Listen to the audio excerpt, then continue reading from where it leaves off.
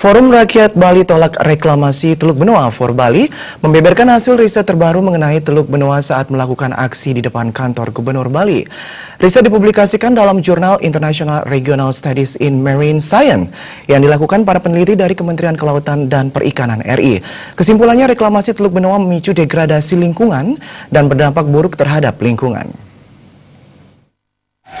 Koordinator For Bali UAN Gendus Suardana dalam orasinya mengatakan, reklamasi menyebabkan terjadinya pelambatan arus yang dapat memicu sedimentasi dan pendangkalan di Teluk Benoa.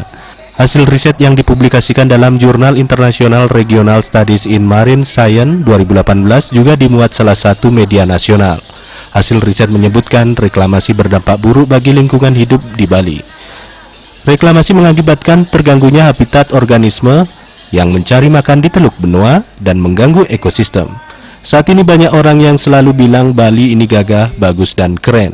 Bahkan Bali di tahun 2018 disebut masih meraih predikat destinasi wisata nomor 1 oleh beberapa majalah internasional. Namun di sisi lain pariwisata Bali disebut telah jenuh sehingga destinasi baru perlu dibuat.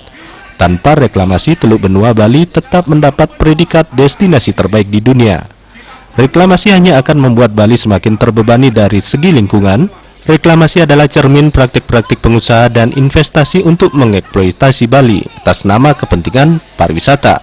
Reklamasi juga cermin tidak bernyalinya para pejabat politik dan angkuhnya kekuasaan yang bebal terhadap rakyatnya. Oleh karena itu, reklamasi harus tetap dilawan dan ditolak. Satu hasil studi yang dibuat oleh Kementerian Perikanan dan Kelautan.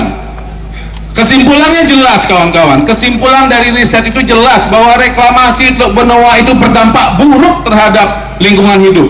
Dan masuk di jurnal internasional, itu jelas menyatakan bahwa reklamasi Teluk Benoa adalah proyek yang buruk untuk lingkungan hidup di Bali. Dalam aksi ini, selain satu persatu perwakilan daerah dari peserta aksi melakukan orasi, digelar pula pementasan grup musik punk reformasi. Peserta aksi juga mengusung ogoh-ogoh tolak reklamasi. Rai Suantara, Bali TV.